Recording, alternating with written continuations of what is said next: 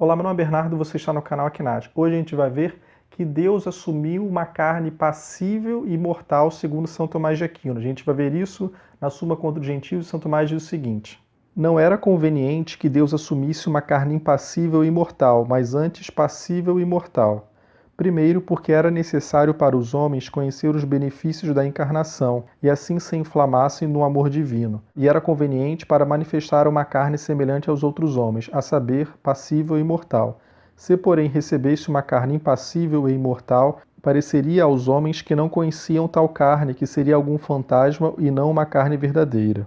Segundo, porque era necessário que Deus assumisse a carne para satisfazer pelo pecado do gênero humano. Ora, acontece que um satisfaz pelo outro, como foi provado, desde que um assuma voluntariamente a pena devida ao outro e não a si mesmo. E a pena consequente ao pecado do gênero humano é a morte e outros sofrimentos da vida presente, como foi dito. Por isso o apóstolo diz: o pecado entrou neste mundo por um homem e pelo pecado a morte. Portanto, era conveniente que Deus assumisse sem pecado uma carne passível e mortal, a fim de que, padecendo e morrendo, satisfizesse por nós e apagasse o pecado.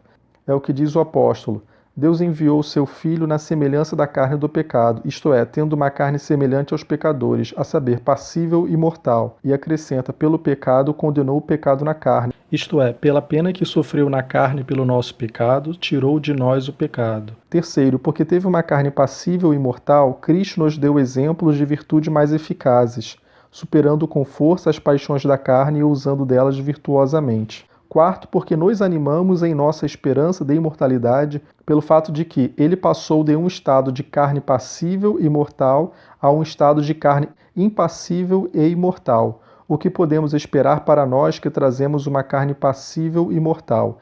Se, pelo contrário, assumisse desde o início uma carne impassível e imortal, aqueles que experimentam em si mesmos a mortalidade e a corruptibilidade não seria dada ocasião alguma para esperar a imortalidade. Além disso, o ofício de mediador requeria que Cristo tivesse de comum conosco uma carne passível e imortal, e de comum com Deus o poder e a glória, para que, libertando-nos do que tinha de comum conosco, o padecimento e a morte, nos conduzisse ao que era comum a ele e a Deus. Ele foi, com efeito, mediador para nos unir a Deus. Então é isso. Se vocês estiverem gostando dos vídeos, curta os vídeos. Se vocês estiverem gostando do canal, se inscreva no canal e até o próximo vídeo. Até mais.